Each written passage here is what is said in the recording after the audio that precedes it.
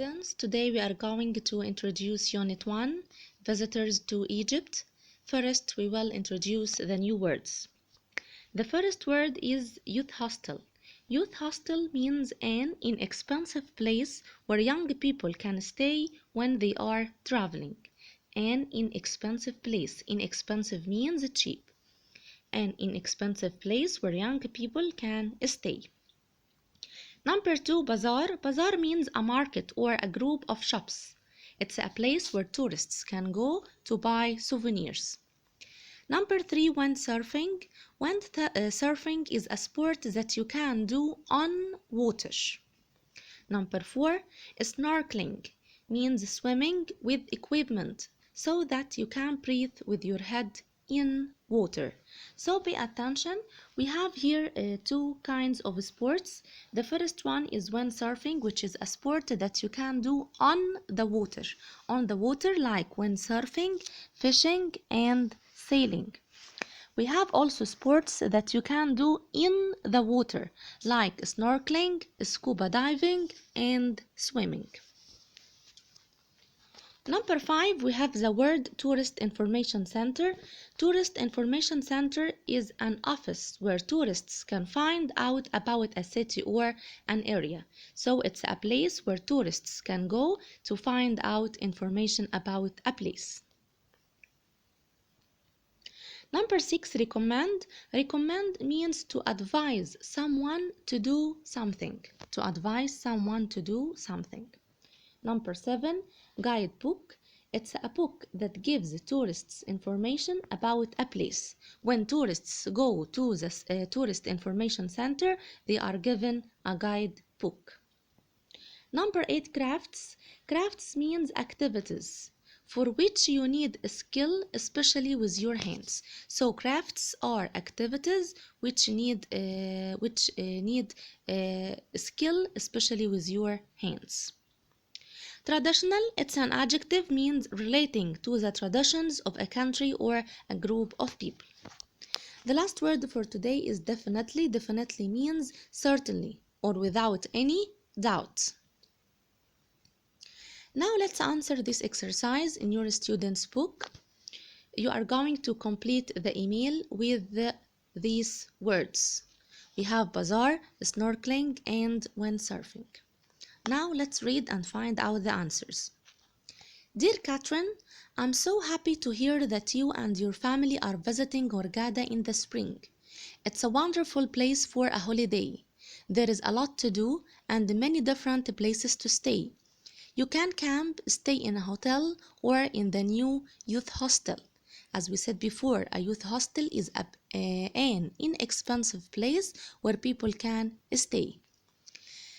It's very modern and comfortable, but much cheaper than the hotels. You can find out information at the Tourist Information Center.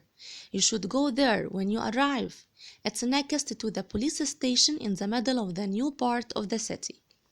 Hurghada has some beautiful beaches. When it's windy, you should definitely try when it's windy. So you should try windsurfing.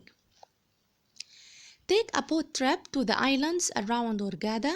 You can go scuba diving or snorkeling. You can also go fishing from a boat. You shouldn't walk too much in the sun. It's best to visit places early in the morning. Don't forget to go to the bazaar. In the old part of the city, it's a good place to buy souvenirs. Have a great time, Salma. Now let's move to the grammar of this unit. In this unit, we are going to talk about giving advice. How can you give advice? You can give advice by using should or shouldn't. We use should or shouldn't to say that something is or is not a good idea. Should and shouldn't are followed by the infinitive without to. For example, you should go now. Here we have should plus infinitive go. Go is infinitive form of the verb. The bus goes in 10 minutes. Also, the form is the same for all subjects, singular and plural. For example, tourists. Here we have the word tourists, which is a plural word. Tourists should wear sun cream when it's very hot. Pay attention that we use the verb wear sun cream when it's very hot. You shouldn't watch too much television. Also, we use should and shouldn't with interrogative. For example, should I go fishing with Sarah? Yes, you should. Or no, you shouldn't. Or WH questions. What should I do if I have a cold? What should I do if I have a cold? You should go to the doctor. Also, we have other ways of giving advice. For example, number one, I advise you. I advise you to, or I advise you not to. For example, I advise you to study hard, or I advise you not to smoke. Number two, you had better. You had better plus infinitive, or you had better not plus infinitive. For example, you had better not watch too much TV. Number three, if I were you, I would or wouldn't plus infinitive. For example, if I were you, I would study harder. Number four, it is advisable for you to plus infinitive. For example, it is advisable for you to work hard. Number five, it is important for not to plus infinitive. For example, it's important for you to eat well. It's important for Ahmed to eat well, and so on. Number six, it's a good idea to plus infinitive, or it's a good idea not to plus infinitive. For example, it's a good idea to visit your aunt today. Number seven, it's dangerous to, and it's also followed by infinitive. For example, it's dangerous to play with knives. Now let's practice what we have said by answering this exercise. Rewrite the following sentences. Number one, my advice to you is to get up early. You should. You should get up early. As we said, should is followed by infinitive. Number two, you shouldn't smoke. Use advise.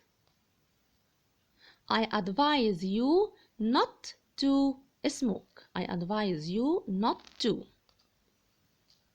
Number three, you had better not waste your time. As we know, the letter D here means had. You had better not waste, it means that you had better not waste your time. You shouldn't waste your time. Should or shouldn't plus infinitive.